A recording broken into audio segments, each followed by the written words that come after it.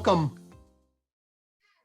to the final session on the UTOK 2023 conference. I love where things and when they end where they began. And I had the great fortune to do one of my earliest podcasts with Peter Lindbergh, where we talked about the problem of psychology and the journey of this community and him as an epicenter of it, especially cultivating the kinds of connections, the kinds of affordances between individuals, the kind of sensibility, the kind of character that I think exactly this moment needs, has been one of the great affordances of my participation in this larger community. And when I thought about, I want to do a conference, I was like, well, okay, I can align some of the intellectual stuff, but how are we actually going to embody this? And what is the ultimate message for a community as we bridge theory to practice, bridge it into emerging structures, be able to be nimble enough to afford different seating structures, get the right vibe. And if there's one guy that's going to give us the right vibe and have a finger on the pulse of what that right vibe is, it's Peter Lindbergh, and I am super thrilled that we're about cultivating a wisdom commons that we started with and that we're going to end with here in this session. And so, Peter, thank you so much for helping me with this and closing us out in this session. Thank you, Greg, for that kind introduction. And I just wanted to start by thanking you, not only for your contribution of all you did through the years with your theory, the theory of knowledge, but also you being a community builder yourself and organizing this wonderful conference that we all got to appreciate. So let's all give Greg a silent round of applause today. Thank you so much, my friend. And Greg asked me to conclude this conference to discuss the Stoa and the wider wisdom commons that it resides in. And today, I imagine there's a lot of, like heady material, a lot of concepts. So I want to check in with our bodies first, something we're going to do throughout. So yeah, let's just settle into the here and now. Sense into what's alive in your body.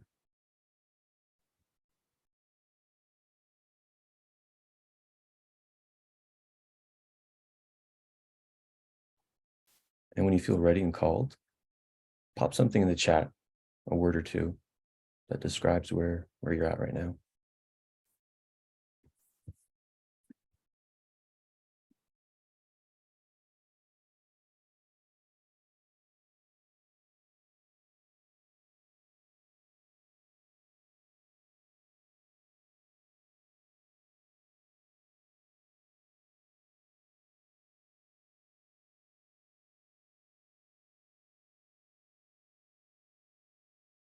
And while you see these words trickle in, stay with them. And if you feel called to put your camera on, put your camera on, and then just look around the room. Make eye contact with one or two people.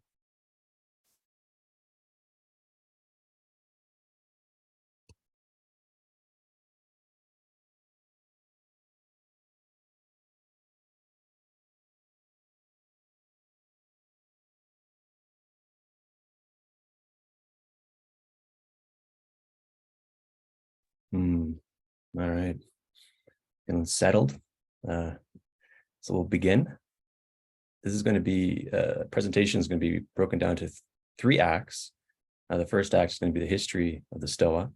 The second act is the history of a wisdom commons. And then the third act is opportunities that I see going forward. And something we like to do at the Stoa is collective journaling. It's something that we do every day, actually. And it's a Stoic practice of mine to journal to oneself. So if you can just take a moment and get a pen or paper, or bust up a Google Doc or a Word document, because we're going to be doing journaling exercises throughout.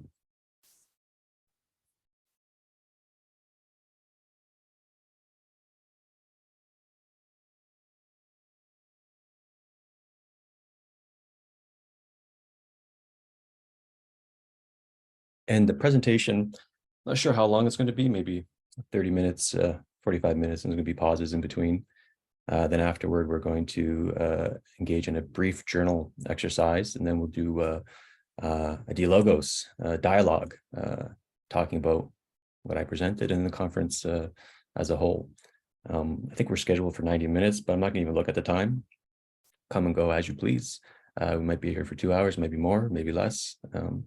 Let's just settle in and relax and buckle up, as I like to say before a presentation. So I'm going to share my screen now. Everyone see? Thumbs up. All right. Act 1. Place. Where did it begin? Began here. 5th century BC, the Stoa Tokeli. This was a gathering place in ancient Athens. It was not about philosophy per se. It was a gathering place for politicians, for artists, for everyday people. But some people were philosophers. One of them was Zeno, and that's probably him right there, just hanging out, just philosophizing to himself, waiting for some followers. And that's how the Stoics originally got their name, because they were hanging out at the Stoa, the painted porch. They're like, hey, look, the Stoics. And, you know, the Stoicism started with ancient Athens and migrated to Rome and had a few different phases, but it kind of died out. It was a dead lineage. But it has came back in recent years with the modern Stoic movement, which I was a part of. So, you know, fast forward maybe a few years, boom, Stoicism Toronto, June 8th, 2017. This was when I created, co-created with Daniel Kazanjian, Stoicism Toronto. And it was just a place to gather and discuss about what matters most. I originally wanted it to be like the original Stoa, not necessarily about Stoicism, but a place where we could philosophize. And we met, this is the very first session. We met in Toronto, in various different places. This is Bampot. This is the second session. You can see some familiar characters: Daniel Kazanjian, Khalil, Jean-Philippe. And then things started getting weird, though, at these in-person gatherings, because it's really, really boring, for me at least, to just talk about Stoicism all the time. There's only so much you can talk about it. It's very minimal philosophy at the end of the day. So unlike other Stoic groups across the world, and there's many different Stoic groups across the world who predominantly just talk about Stoicism, our group just started getting jazzy, talking about all sorts of things. And it was kind of a running joke amongst the modern Stoic community that Stoicism Toronto does not talk about Stoicism. And we started doing these jazzy experimental art events. Like my mentor, Andrew Taggart, he phoned in, and we went like art galleries, did stuff, experiments called art, The Philosopher's Present. And they started getting popular and bigger, these type of sessions. And it was really to the point when it wasn't about Stoicism at all, and just Marcus Aurelius was sort of a mascot. But given our approach to these type of events, comparison to all the other, in terms of membership, all the other Stoic groups in the world, we became the largest. So we had that nice feather in our cap. Stoicism Toronto was the largest Stoic group in the world. And because of this, I got invited to Athens, the home of Stoicism. And every year, the Modern Stoic group and Donald Robinson, they organize something called StoaCon. And so in 2019, October 5th, they flew me out to Athens, and they asked me to present. And I'm like, what am I going to present on? I don't know. Boom. How to start a modern Stoa. This is before, like mind you, this is before I even knew I was going to start the Stoa. And this is 6 months before COVID came online, and the world was like a much different place. If you recall back then, it was less weird, less confusing. Yeah, there's a part of me too that wanted to move away from Stoicism, and I wanted to start this philosophical coffee shop in Toronto, call it the Stoa, because I thought that was cool. We had the largest Stoa group in the world, and we had this like coffee shop in the Stoa, because it's getting kind of a pain in the butt, like renting out bars and university spaces to meet. But COVID came, changed everything, and then boom, Stoa came online, went a little bit crazy, and then started this thing called the Stoa. And again, the essence was just continuing what I was doing with Stoicism Toronto, having a gathering place and philosophizing about what matters most. And we've had wonderful guests, very diverse guests as well. We have indeed Gail Bradbrook from Extinction Rebellion, Nora Bateson, ContraPoints, Benita Roy, the late Michael Brooks, the late James Cars, Agnes Kaller, Keith Johnstone, the creator of improv, Ken Wilber, Curtis Yarvin, Robin Dunbar for the famous Dunbar number, sessions on bimboism. And I think it's safe to say that the Stoa is probably the most memetically diverse place on the internet. And not only philosophically, but politically. And because of this, it afforded me to set up these really interesting conversations that I don't think you just find anywhere else. We've had conversations on female rivalry, how to be a man, Black feminism, awakening, the culture war, the famous Game Bee and Dark Renaissance dialogues.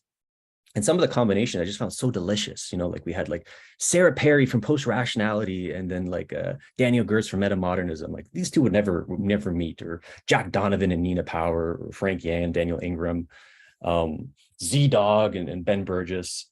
And I get a kick out of like mixing certain people together that just wouldn't normally meet. And I feel like this is a part of the practice of wisdom for me, just having this alchemic cross-pollination, because Igor Grossman's research onto wisdom, what he calls meta-perspectival cognition, one of them is taking multiple perspectives and having the capacity to take multiple perspectives without getting triggered. And also, not only we had like really like fire conversations, but we had some of like these amazing presentations. We've had people like Greg came on to talk about his theories. We had Game B presentations, Exit the Void, Pat Ryan stuff, Alex Ebert, like one of the best presentations around on Cool, and Benita Roy just like was just fire session after fire session. And this is all for free. This is like cutting edge stuff at the Stoa. For people to enjoy, and I just love it. When I see this, I love the Stoa. So this is going to continue for the Stoa's season 4, which is coming up on Tuesday. The Stoa's birthday is happening, and we're going to have more presentations, more dialogos, and there's going to be a movement away from that kind of Stoic punk movement where it's like I don't give a shit about anything, like anti-marketing, to more of a Stoic pop. So we're going to move towards, shifting the vibe a little bit, being more conscious with it. And, my dream of having that Stoa in-person coffee shop is still well alive. And, I can see it, this interesting weaving of this online space that's attached to the Wisdom Commons to something that's in person. And I'd love to see, like in every intentional community or regenerative village or meta monastery, there's a Stoa there where people are just taking a break from meditating and enjoying an espresso together. And imagine just every major city, from Toronto to New York to Berlin to Tokyo, there's a Trojan horse of wisdom just sitting in the middle of the city, and people one cortado at a time we're stealing the culture. So that's the vision, that's the dream. So we'll pause there before we get to Act 2. And just settle into your body.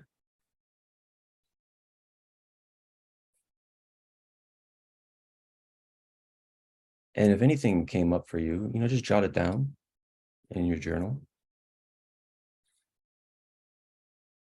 You can use the chat as a journal as well. And if you feel called to share, pop it in the chat, and we'll take a couple moments to read that and sense into them.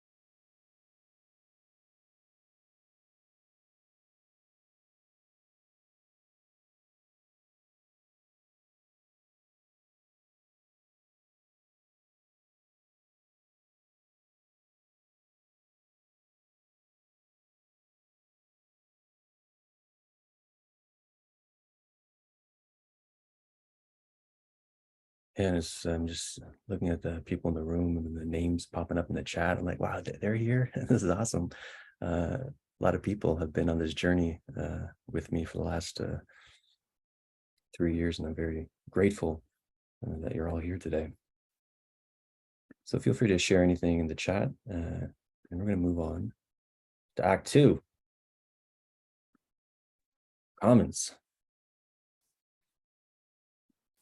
And so I sort of mapped my role and the Stoa's role in this emerging wisdom commons, which I'll define in a moment. But I think there's one person that I would say is the generator function of the wisdom commons, as this man right here, Daniel Thornton. If I had to choose anyone who I think is the spirit of the wisdom commons where it started, it's this man, Daniel Thornton. And I'm sure many of you are familiar with him. He's a monastic at the monastery, monastic academy, I should say. And he started the Emerge podcast. And the Emerge podcast was quite influential on a lot of people. And it was just like all the other podcasts out there. He started it in March 15th, 2018. And a lot of podcasts out there just like had one kind of perspective, one kind of philosophy, but this was like the first truly transperspectival podcast that I've seen. And just the guests, like all like the who's who of what was called the sense making web eventually was on it, and it led to the sense making web. And this was a term I coined in July 15th, 2019, to refer to like a constellation of podcasts. And I would say the big three were Daniel Thornson's, Merge, and Future Thinkers, and Rebel Wisdom. But then there was other ones like Jason Snyder and Jared James, both. And my podcast at the time was called Intellectual Explorers Club. So dorky, I'm embarrassed by that title, but so be it. And we had Tim Adlin's Voicecraft. And there's a through line with this, and we all became friends. We had similar guests like Benita Roy, Daniel Schmachtenberger, Jordan Hall, John Vervaeke, and we were sensing something together. There's a couple moves. We avoided the culture war noise, and we're just trying to sense into like what was happening. And I would say that there was 3 things that we sensed into, and I would say it's the big 3 hyperobjects. And hyperobjects is a term from Timothy Morton to refer to objects that kind of like go outside the spatial and temporal boundaries. And I'm putting the 3 hyperobjects in red, and I'm filtering it through Ken Wilber's wonderful AQUIL model, where you have the I subjective, it objective, it's interobjective, and we intersubjective. So the rationalist movement and the extra scholars who've been around in a while, who I'll be talking about later in Act 3, they've been mapping existential risks for a while, whether it's global warming or nuclear holocaust or AI alignment. But they didn't really have, I would say, kind of a complexity lens that the meta crisis, or what now a lot of people call the poly crisis, would need.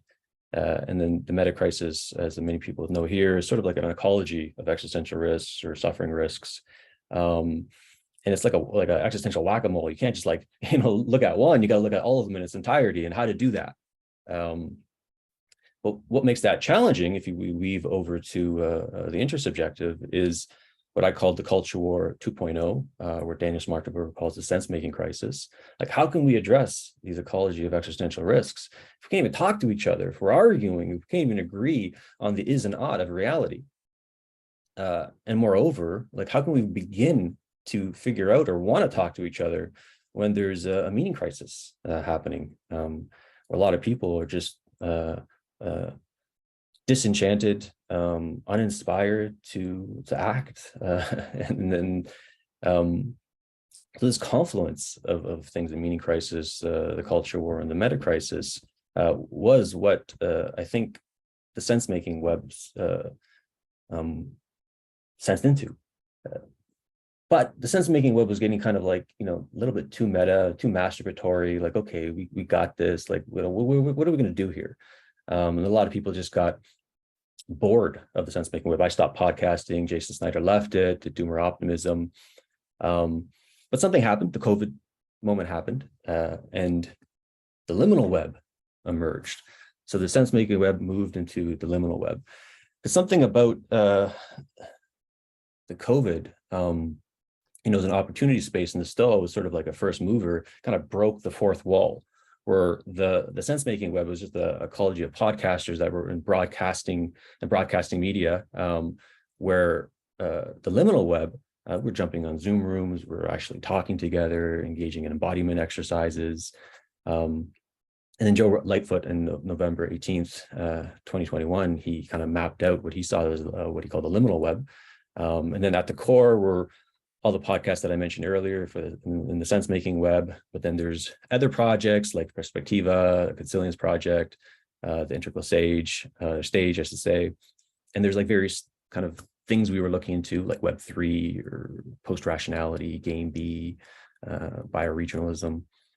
And the cool thing about the liminal web, like the time in between worlds, was the meta crisis was real. Like, oh shit! I think that was the main shift. Before COVID, like we've been talking about it for years, and it was like, okay, it's like a cute kind of like meta exercise. But then actually, when this happened, and all the confusion that ensued from it, it was like, okay, this is real, and what do we do about it? And an answer that came from at least a segment from the liminal web was wisdom.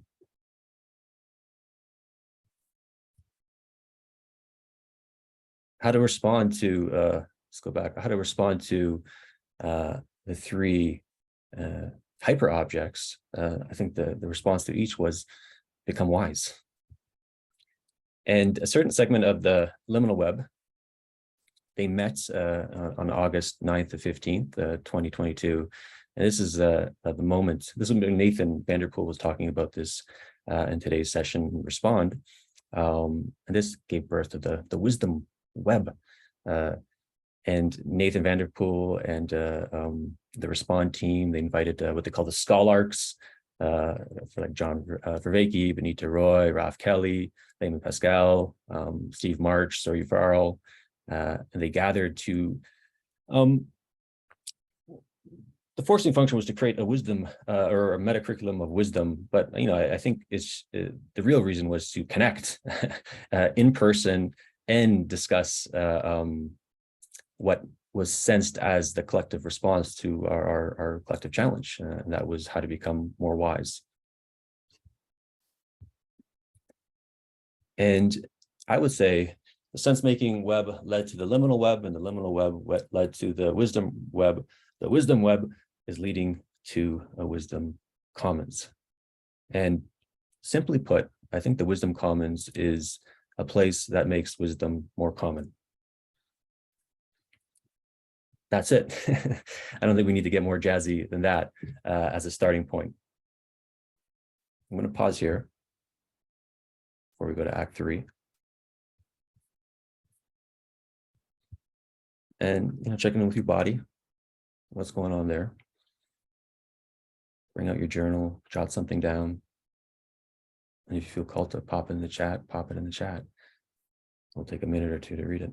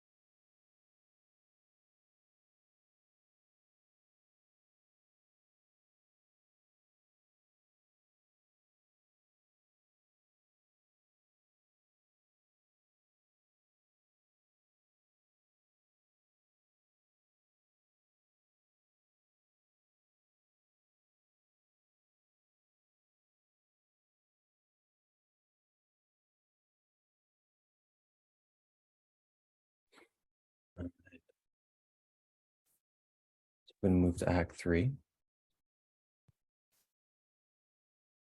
Opportunity. So now here's where I'm going to get a bit strategic and then put on my culture war / culture dance analysis hat on. And I'm going to talk about two opportunities I see for those who are drawn to this attractor of the wisdom web and the wisdom commons. And by the way, I view the wisdom commons as a hyper object that is being midwife collectively by us. So opportunity number one, woke is losing its cultural influence. And I'm putting woke in quotes here. And I don't know if people saw this clip, but some anti-woke commentator was asked to define woke, and they just kind of like stumbled, and it was kind of like, didn't look too good. And I thought this was a perfect moment, because this is like, okay, good. We can put woke to bed now. It's done. Good night. No more. And I think it has been put to bed, and it's no longer a cultural force as it once was.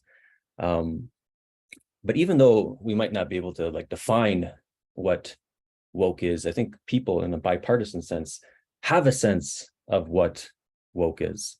So there's a philosophical influence from standpoint epistemology, intersectionality, critical race theory. Oops, don't want to ruin the plot here. And I think it's a mistake to view woke as synonymous to these philosophical positions. I think these are separate philosophical positions that we can contend with and that should be contended with. But it's not the same thing of when people refer to woke. And we can look at the history of woke. So the term kind of came around in 2008 in the Black community to refer of being kind of aware of being socially deceived. And that was just the slang term being used. And then it became political with the police shootings that were happening around 2014. And then stay woke meant to be aware of systemic discrimination and racism. And then it quickly kind of morphed in a bipartisan way to mean progressive politics in general. And then I would say it morphed again to be something a little bit more nebulous than what like myself and others call like a woke egregore. And I think this snapshot of a constellation, this photo gets at it. And then at the bottom, the woke culture, or perhaps anti-culture, it's from whether it's cancel culture, call it culture, virtue signaling, oppression Olympics, and to put it bluntly, I think it's privileged white people, a phenomenon of privileged white people with too much time on their hand. At this point, when I'm referring to the woke egregore, I'm not referring to its origins or the philosophy. And there's been critique of woke from everywhere, essentially.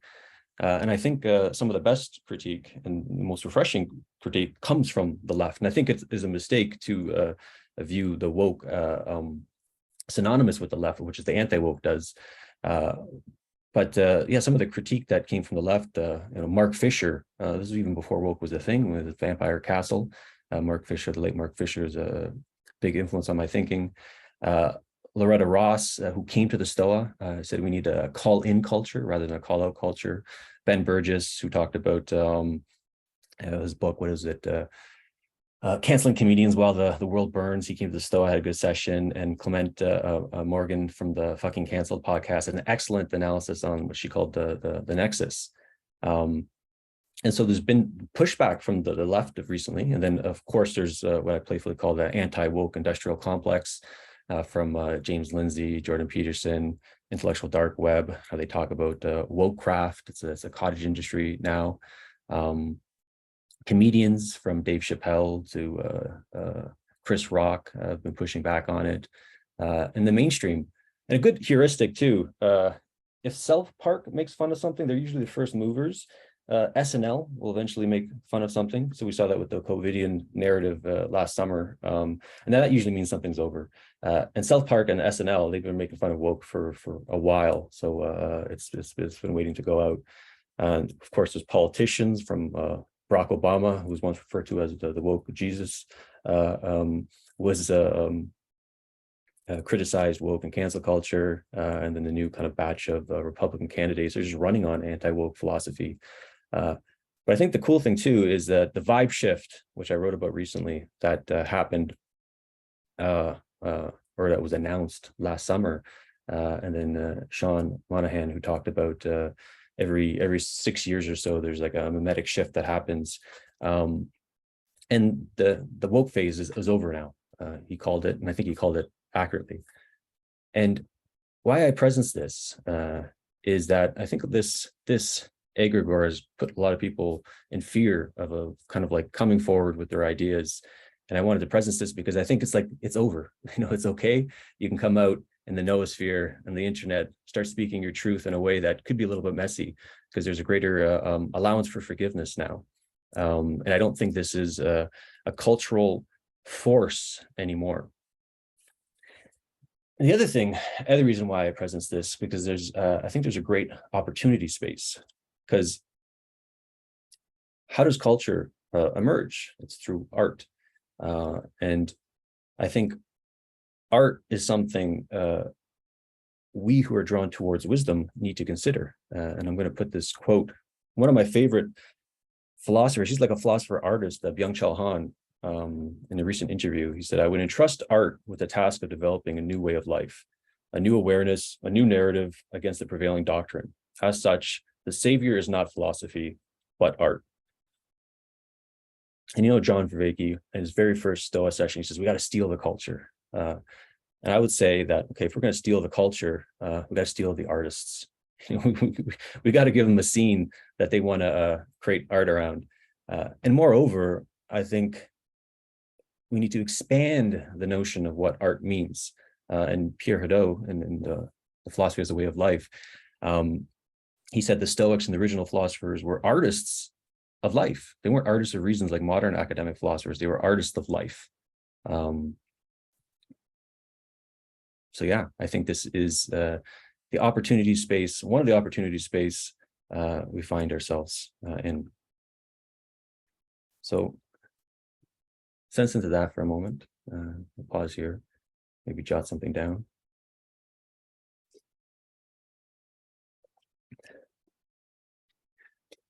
So opportunity number 2. So I think there was 2 big mimetic influences in society. Was one just this, whatever this woke thing was, which is coming to an end. And the other one, as I say, was rationality, the rationality sphere. And I think the rationality is losing its societal influence. And I'll explain what that means in a moment. But the rationality sphere, I'm just lumping various things together. So we have that communal blog, Less Wrong, Star Slate Codex, and the utilitarian kind of like effective altruism, and then kind of X-risk organizations. And they had a lot of societal influence, actually. And then 2 big groups, I would say, that they influenced were Silicon Valley, tech entrepreneurs, and technocrats. There's that rational to technocrat pipeline was a real thing.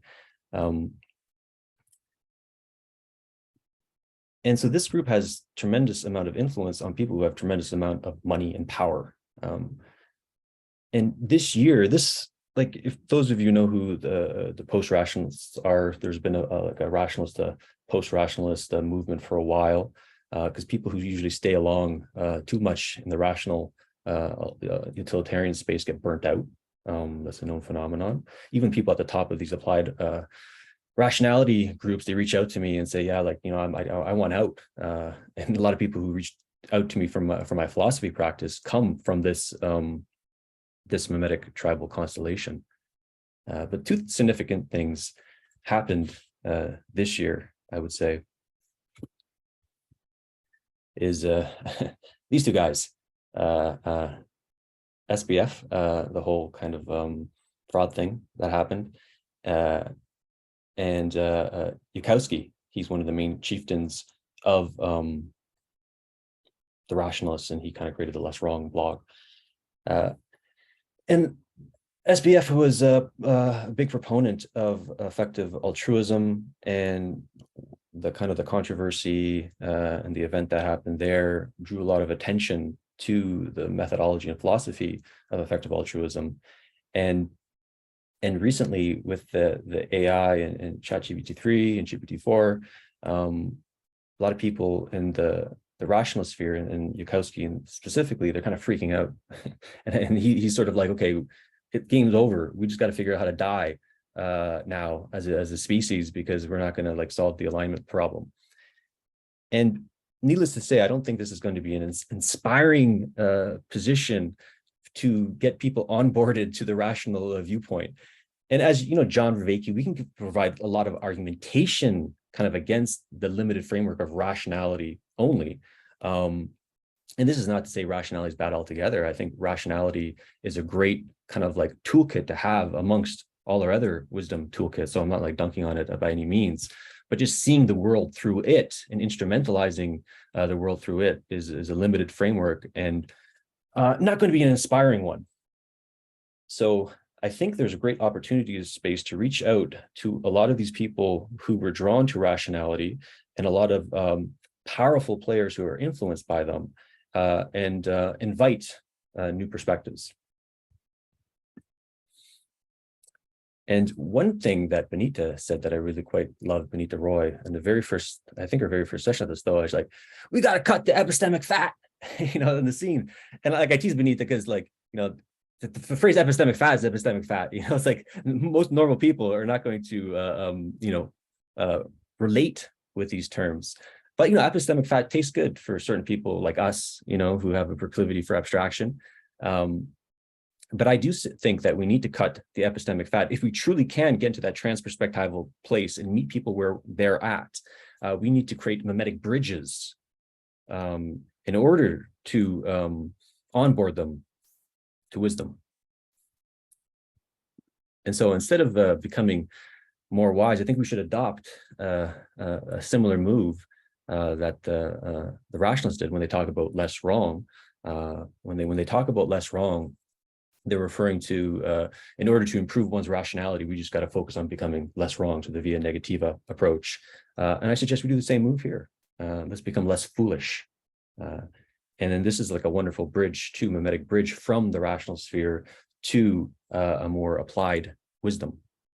And then this move can be made on many different mimetic tribes that currently exist in the noosphere.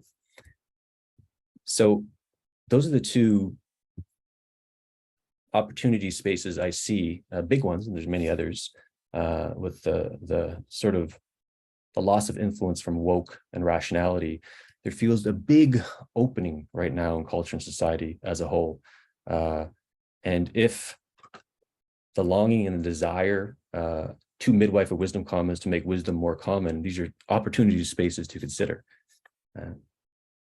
So I'll pause here, and this is the end of the presentation. We're going to pivot.